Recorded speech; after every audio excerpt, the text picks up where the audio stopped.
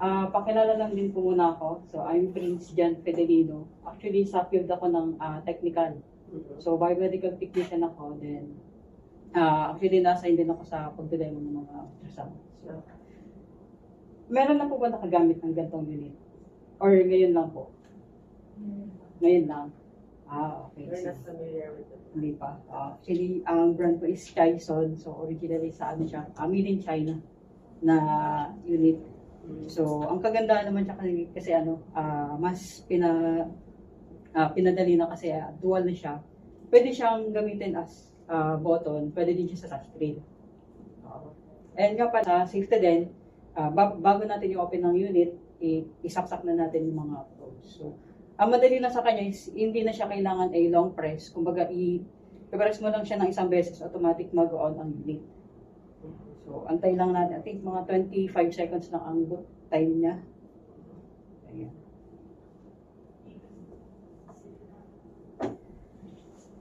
So, sa buttons naman, hindi naman siya nakakalito kasi may mga sign din siya. So, for example, mag-pick tayo ng probe kung ano po yung gagamitin natin. So, meron din siyang button for probe.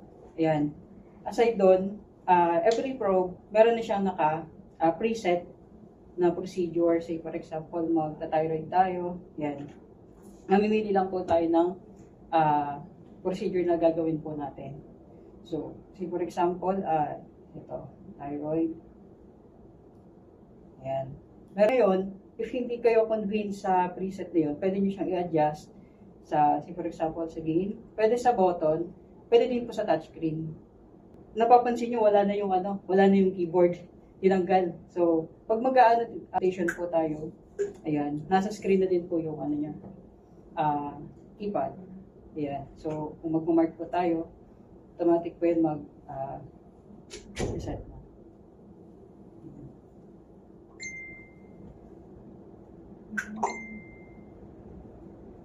Ayan, same din yung sa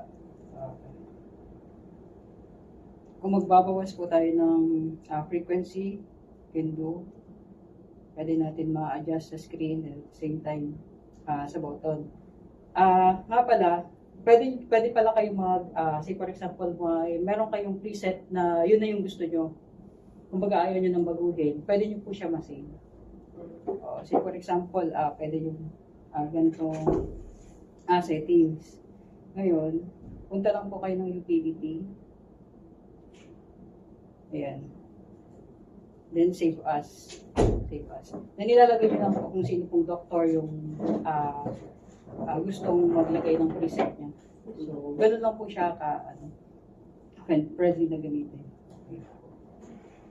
So, sa naman, sa pag-print, wala pala itong printer. Pero para mag-save ng images. Pag-save ng images, ayan, meron tayong still save, meron tayong still save. Yan, automatic na po yung magsisave. Ayan. So, then, say for example, tapos na yung exam. So, i-end po natin. Ayan, exam. Punta lang po kayo ng patient. Ayan, then archive. So, doon yung po makikita lahat ng exam na ginawa ko din. So, and pwede siya, i-connect to sa isang viewer. Ang ginagamit kasi namin dito is sa mga clinic lang, yung microdicom na nag-install na dito rin. So, pwede siya ma-install or pwede siya makapag-connect. Aside doon, ang storage pala ng Sonoair is almost 128 gigabytes. So, ano pa ba? Meron din siyang color Doppler.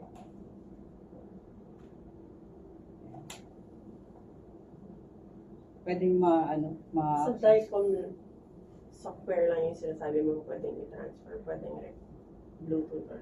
Ay, pwede po. Pwede siya sa Bluetooth. Meron siyang Bluetooth function. Okay. So, pwede mo po i-connect nyo na lang. Then, pwede na kayo makapag-send. Security, pwede kayo maglagay ng fingerprint. For example, yung pinaka-head sa department nyo po. For safety, pwede kayo mag-input ng fingerprint para at least safe yung unit nyo. Mawala man, at least hindi nila mabubuksan. So, if ever na gusto nyo lang naman lagyan,